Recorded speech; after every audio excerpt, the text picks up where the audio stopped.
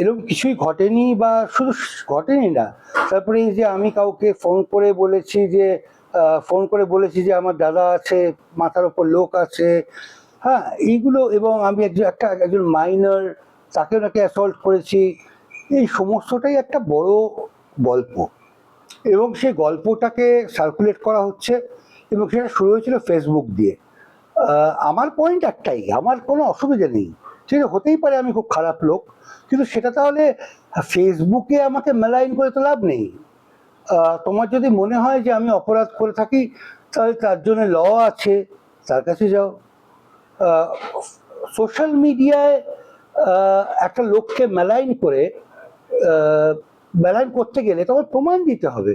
তোমার কাছে প্রমাণ কি আছে? আর যদি প্রমাণ দিতে হয়, তুমি আইনের কাছে গিয়ে প্রমাণ দাও, আমি মাথা নত করে মেনে নেব। কিন্তু আমার কাছে অনেক প্রমাণ আছে যে আমি নির্দোষ। তো সেটা নিয়ে আমি এবার যা করব, আইনি পদ্ধতিতে করব। সোশ্যাল মিডিয়ার কথা যেহেতু আসে, তুমি পোস্টটা ডিলিট করে দিয়েছো। হ্যাঁ, পোস্টটা ডিলিট করাটা সম্পূর্ণ অন্য, কারণ পোস্টটা একটা অন্য সাবজেক্ট নিয়েছিল, এবং আমার কাছে তার প্রমাণ আছে যে যাদের নিয়ে আমি লিখেছিলাম তার মধ্যেই একজন আমার শুভানুধ্যায়ী, তিনি বলেন যে দেবালা, তুমি যেটা লিখেছো সেটা আসলে খুব রুড লাগছে। আমি জানি তুমি হয়তো মজা করে লিখছো, তুমি জানি ঠিক লিখছো, কিন্তু সেটা হয়তো যারা নিয়ে লিখছো তারা তোমায় ভালোবাসে, তাদের খারাপ লাগবে। তখন আমি সকালবেলা ওটা ডিলিট করে দিই, এবং যেহেতু আমি ফেসবুক উপরে থাকিও না এবং কমেন্টস তো দেখিও না, তারপরে আমি জানতে পারি এরম একটা অপূর্ব কমেন্ট এসছে আমার নামে, একটা দীর্ঘ কমেন্ট, যেটা ভুল বানান আছে তার মধ্যে, কিন্তু আমার চরিত্র হনন করা হয়েছে, যেটার সঙ্গে পোস্টার কোনো সম্পর্ক নেই। তো ওটার সঙ্গে ডিলিট করার কোনো ব্যাপার নেই, এই দুটো আসলে মিলে গিয়ে তো ভাবছি, আরে বাবা, যে অঙ্কিতা লিখলো তাই জন্য ডিলিট করে দিল, এটা একটা ভুল জিনিস হয়ে গেছে। তুমি কি কি স্টেপ নিচ্ছ যেহেতু তোমার বিরুদ্ধে ফেসবুকে, এবং তোমার এই পুরো বিষয়টা নিয়ে কি কি স্টেপ থাকছে? দেখো, যেটা হয়ে গেছে সেটা তো হয়ে গেছে, যেটা হয়ে গেছে যে একজন অভিনেত্রী একটা কমেন্ট করেছে, সেটা নিয়ে নিউজ হয়েছে, কারণ আজকাল নিউজ কমেন্ট নিয়ে হয়, সেটা নিয়ে বিভিন্ন পোর্টালে লেখা হয়েছে। আমার আমার যথেষ্ট ক্ষতি হয়েছে তাতে। এবং আমার কাছে এখন একটাই রাস্তা আছে, আইনি রাস্তায় গিয়ে প্রমাণ করা যে আমি আসলে মানে এটা পুরোপুরি মিথ্যে। তো আমি সেটাই করব, এবং করার পর শেষ প্রেস কনফারেন্সটা আমি করব। দেবালয়, তুমি যেহেতু বলছো যে অভিযোগটি সম্পূর্ণ মিথ্যে, সেক্ষেত্রে একটা প্রশ্ন আসে যে একজন অভিনেত্রী তিনি কেন অযথা এইরকম মিথ্যে অভিযোগ করবে, এবং তার চরিত্র সম্পর্কে সেই মিথ্যে অভিযোগ করছে এবং সেটা সোশ্যাল মিডিয়ায় বলছে, সাংবাদিক সম্মেলন করছে, কেন? এটার জন্য তার হয়তো এরপরে কাজেও সমস্যা হতে পারে আমাদের, মানে অযথা এই অভিযোগ কেন? আসলে কোনো কিছু অযথা নয়, কেউ যখন কিছু করে সেটা উদ্দেশ্য প্রণোদিত করে। সেটা তোমার কি মনে হচ্ছে যে কি উদ্দেশ্য? আমি সেটা এখন বলতে পারছি না, সেটা আমি আমার মনে হয় যেহেতু আমি একটা লিগ্যাল অ্যাকশন নিয়েছি, সেখানেই পুরোটা বলতে পারবো। কিন্তু আমি আমি আমি জানি কে কি, কেন, কিভাবে, সবটা আমি জানি।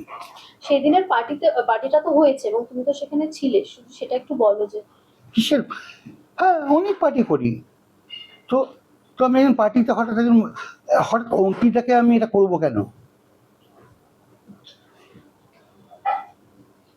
মানে একটা পার্টি হয়েছিল, সেখানে হঠাৎ অঙ্কিতা বলছে, আমি তাকে চেপে ধরে চুমু খাওয়ার চেষ্টা করেছি, এবং খেতে দিইনি বলে তারপরে তাকে আমি সরিও বলিনি, এবং তার বিভিন্ন কাজে কাঠি করেছি। এটা যদি আমার একজন ডিরেক্টরের অবস্থান হয়, আমার মনে হয় সেটা খুবই দুঃখজনক। তো অঙ্কিতা যেটা বলছে যে তোমার সঙ্গে তার একদম পারিবারিক সম্পর্ক এবং কাজের সম্পর্ক, এটা বন্ধুত্বপূর্ণ একটা সম্পর্ক, মানে ভালো সম্পর্ক, সেক্ষেত্রে একটা এরকম অভিযোগ আসা, তুমি যখন জানলে তোমার কি প্রতিক্রিয়া ছিল? আসলে আমার আজকাল প্রতিক্রিয়া হয় না, কারণ আমি আমি না পুরোটা দেখে নিয়েছি তো, আমি এখন বুঝতে পারি যে মানে যা কিছু হতে পারে শিট হ্যাপেন্স, যে কেউ যা কিছু বলতে পারে। কারণ সোশ্যাল মিডিয়া এমন একটা জায়গা হয়ে গেছে যেখানে যে যাকে যখন যে কোনো কারণে আহ, খুব পার্সোনাল কারণে অ্যাটাক করতে পারে, এবং নারী হলে তার একটা আরো সুবিধে, সে পুরুষকে একটাভাবেই অ্যাটাক করতে পারে, এবং সেভাবেই করা হয়েছে। সেটা হঠাৎ এতগুলো বছর পর, মানে আমার তো সেটাই প্রশ্ন, যদি ওটা অত বছর আগে হয়ে থাকে তাহলে এত বছর ধরে ও অপেক্ষা করেছে কেন?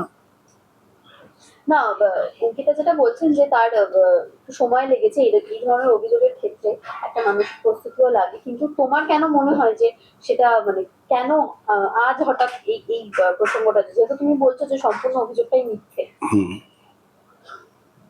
দেখো আমি এগুলো বলতে চাই না। পয়েন্টটা হচ্ছে আসলে কি বলতো, আহ, একজন অভিনেত্রী, সে হয়তো তার মনে হয়েছে যে এই লোকটার আমাকে কাজ দেবে না,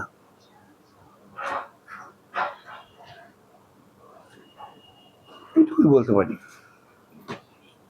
অঙ্কিতা যেটা বলছেন ধরো ন্যাশনাল টেলিভিশনে কাজ করছে, সেক্ষেত্রে কি শুধুই কাজের আম, হিসেব, সে মানে কাজ না পাওয়া নিয়ে কি এই অভিযোগ?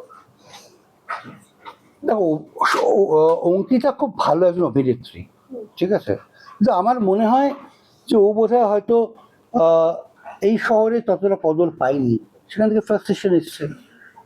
কিন্তু আমি এগুলোর মধ্যে যেতে চাই না, আমার কারণ ব্যাপারটা খুব এগুলো নয়, এই আলোচনার মধ্যেই যেতে চাই না। আমার কাছে পয়েন্টটা হচ্ছে ইটস লিগাল। ও আমাকে খুব ব্যক্তিগতভাবে সোশ্যাল মিডিয়ায় এবং প্রেস কনফারেন্স করে যে অ্যাটাকগুলো করেছে, ইটস লিগাল। ওর যদি মনে হতো ও আইনি ব্যবস্থা নিতে পারতো, নেয়নি। আমি আইনি ব্যবস্থা নেব।